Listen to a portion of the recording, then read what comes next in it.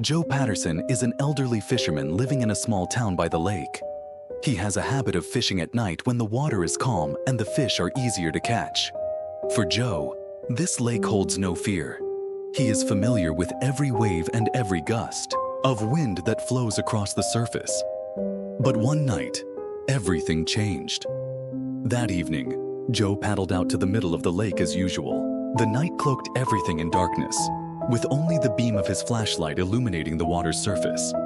But as he reached the spot where he usually set his net to catch fish, a strange sound echoed from afar. A deep resonance reverberated through the night, like a church bell ringing somewhere across the lake.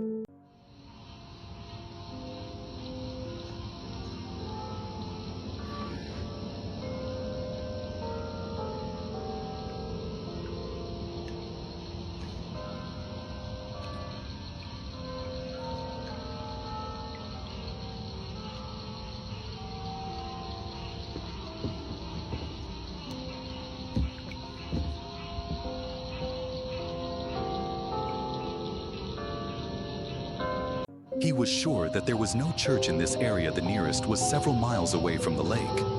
Moreover, the sound did not resemble a normal bell. It seemed to come from beneath the lake, an eerie echo that lasted unusually long. Once back on shore, he hurried to review the video he had just recorded.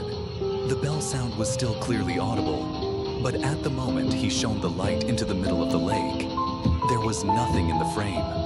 No figures. Nothing standing on the water. Viewers of the video online began to propose various theories. Some believed it was just a strange audio phenomenon. Jake is a man who lives alone in a small apartment in the suburbs. He is not easily frightened, but there is one thing he always hates, and that is losing power at night. One night, while Jake was watching TV, the lights in the house suddenly went out. The apartment was plunged into complete darkness. He sighed, thinking it was just a temporary power outage. But when he looked out the window, he realized that the surrounding houses were still lit up as usual. That meant only his house was without power. Without thinking much, Jake picked up his phone, turned on the flashlight, and groped his way toward the fuse box in the kitchen.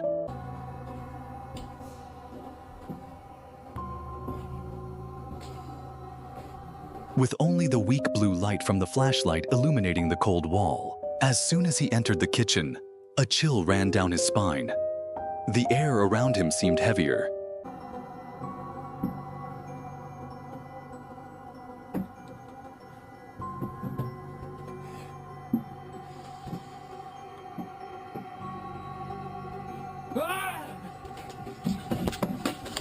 The kitchen was entirely silent.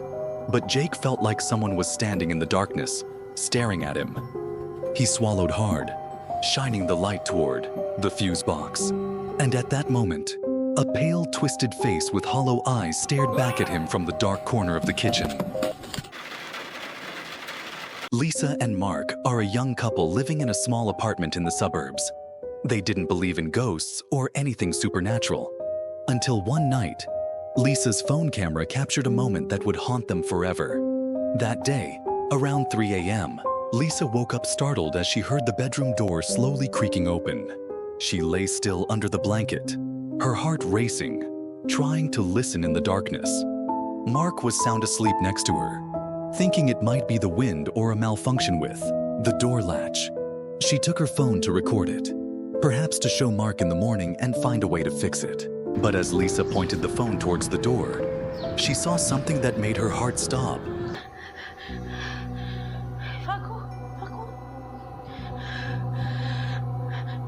Facundo, levántate, por favor. Levántate.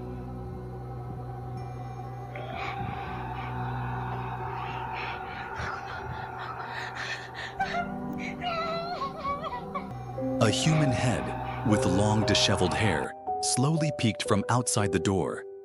It made no sound, did not fully enter the room, just stood there, in the darkness, as if observing them. Lisa panicked and hurried to wake Mark. When he turned on the light and rushed out to check the hallway, no one was there.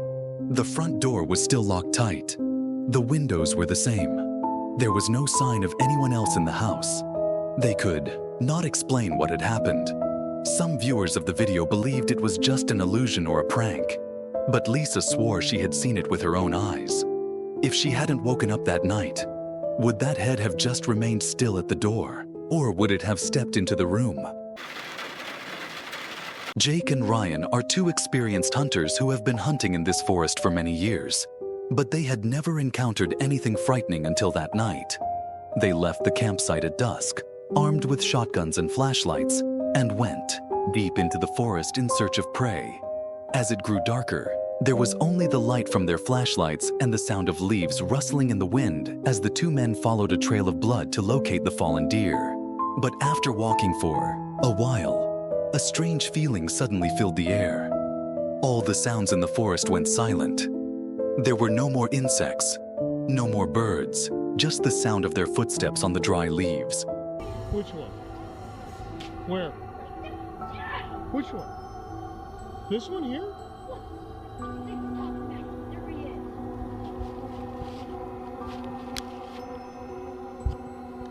When the light illuminated a large old tree in front of them, they both froze. Something was peeking out from behind the trunk. It looked like a human, but its entire body was pure white, and its skin was bizarrely wrinkled. The head tilted to one side, its eyes staring at them as if it had been watching for a long time. The two men stood frozen, not daring to move.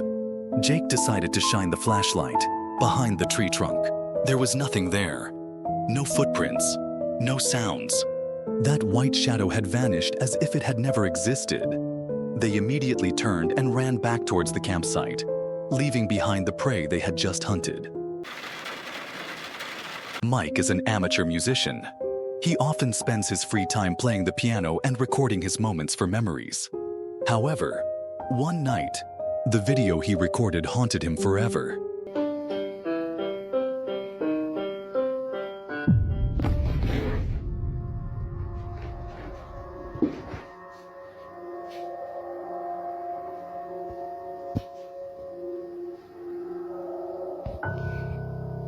That night, around 11 p.m., Mike was sitting alone in the living room, starting to play a gentle melody. On the table was his phone recording, reflecting on the TV screen in front of him. With a strange reflex, he glanced at the TV screen reflecting behind him, and he saw it. A tall, thin black shadow standing right behind him, completely black. It did not move, had no clear face, just a distorted black shape, as if it were observing him play. He took a deep breath and turned around immediately. Nothing was there. The room was completely empty. No one but him. There was no sound other than his own hurried breathing. He swallowed hard and turned back to the TV screen. The shadow had vanished. Hurrying to stop the video, Mike opened his phone to check the recording. When he rewound to that moment, he felt a chill down his spine. That night, Mike did not dare to stay alone in the living room anymore. He tried to convince himself that it was probably just the shadow of something reflecting on the TV.